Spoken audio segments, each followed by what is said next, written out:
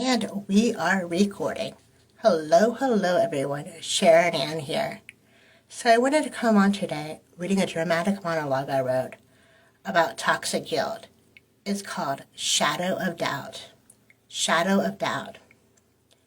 Why does the air feel so thick, like rain clouds during a hurricane, heavy and dark, threatening to burst with a storm that never quite arrives? I sit in the corner the dining room as my home office, true by the way, watching him, my father, a mountain of flesh, a monument to despair. 680 pounds of unresolved pain, you heard me right. Silent thief, he devours food as if each bite will fill the void, but only deepens the chasm between us. Cookies, cake, brownies, donuts, ice cream bars, soda, 24/7. Yup. Every question I ask, can you fold the laundry out of the dryer? Can you sweep the floor while I'm at work? Can you set up the printer in the spare room so I can scan a document for a presentation I'm doing? Can I ask for your feedback regarding a webinar I'm doing? It's met with a dismissal, a grunted complaint about life. My mother's voice, like that of nails on a chalkboard, rings through the house, sharp and piercing. You're the reason he's like this. Yeah, right. You're the reason for his suffering. Yeah, right. The blame game and false guilt wrapped in one. Oh, my word. I can't escape her judgment. It steeps into the very walls of this house. Toxic guilt. I look around at my family members, all of them who are willing to accept her narrative, the narrative of my mom. My father's made the bacon since he was 18 years of age. Yet my mother, she wears the pants. Don't let anyone tell you differently. She paints the picture of being the hero, and I'm her puppet in a world she's created of her own choosing, almost like Pinocchio. Family members, they're all willing to accept her. They're all willing to accept the narrative. You see me as the bad guy, the villain, the instigator, the one who wrecks everything, the one who has no common sense, the one who cries woof all the time, like Snow White, or the big bad wolf.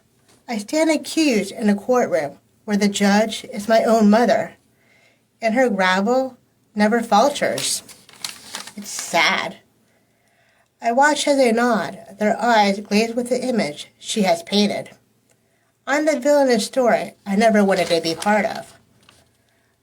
And with my father, he sits in his red reclining chair, his feet propped up, his glasses on the armrest, and his cell phone placed under an end table lamp. He's surrounded by empty wrappers and the flickering glow of the television, a silent specter in his own life. A silent inspector in a movie he created of his own choosing.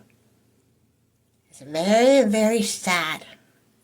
As I read that, I can see the toxic guilt right there.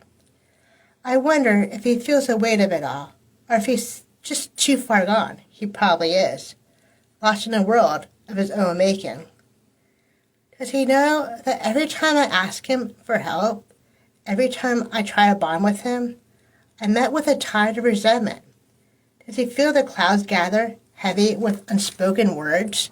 You're damned if you speak up. You're damned if you're quiet. Sorry for my language. I cry a lot when the lights go out, in the solitude of my own room, in the solitude of 4 walls painted in lavender purple.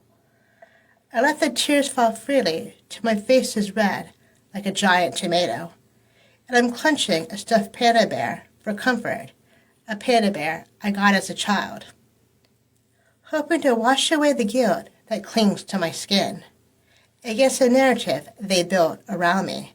I scream, literally scream, into my pillow. I'm not a villain.